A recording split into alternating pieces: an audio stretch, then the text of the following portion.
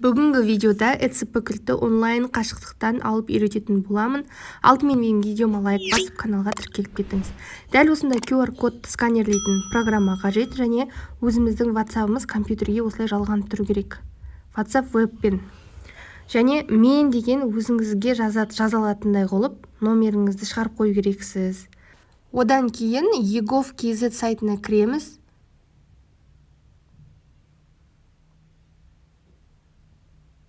Кіргеннен кейін төмен қарай түскен кезде получение ECP удаленно деп тұрады, соны басамыз.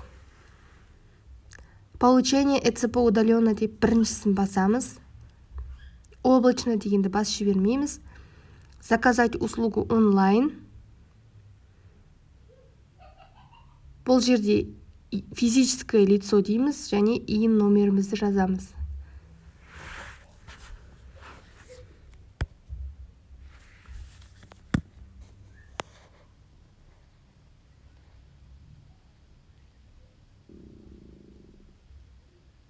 Отправить запрос. Удостоверение личности. Дальше. Мына жерде номер телефонымызды жазуымыз керек.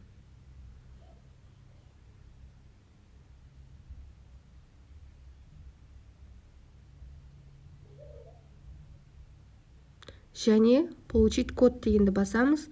Сообщение кодпен келеді, соны осы жерге енгіземіз.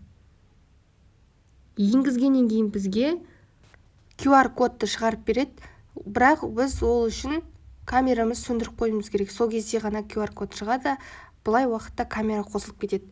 Біз не істейміз? Телефонымызға осы QR-кодты суретке түсіріп аламыз да, сразу WhatsApp мен деп өзіміздің контактымыз тұр ғой, мінекей.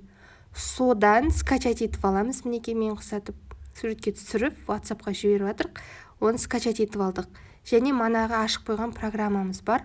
Бәрін тисе жасау керек.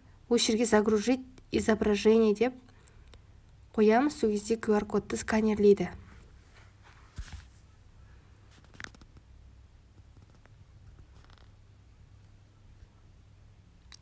Мына жерден копия жасап аламыз.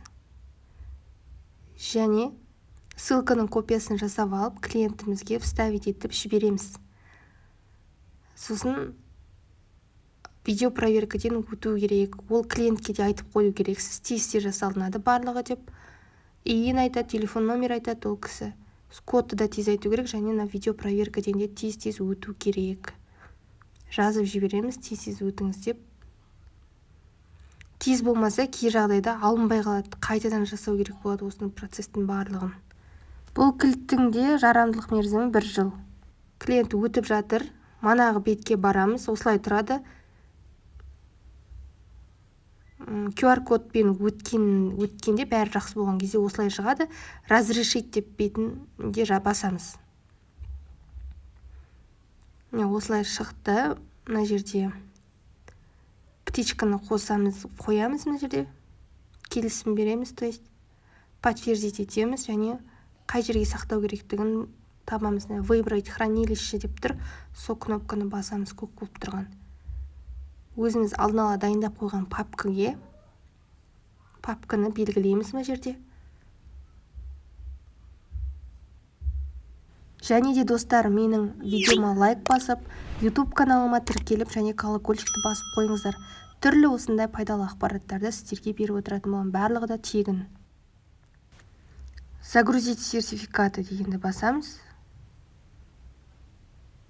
Және пароль жазамыз.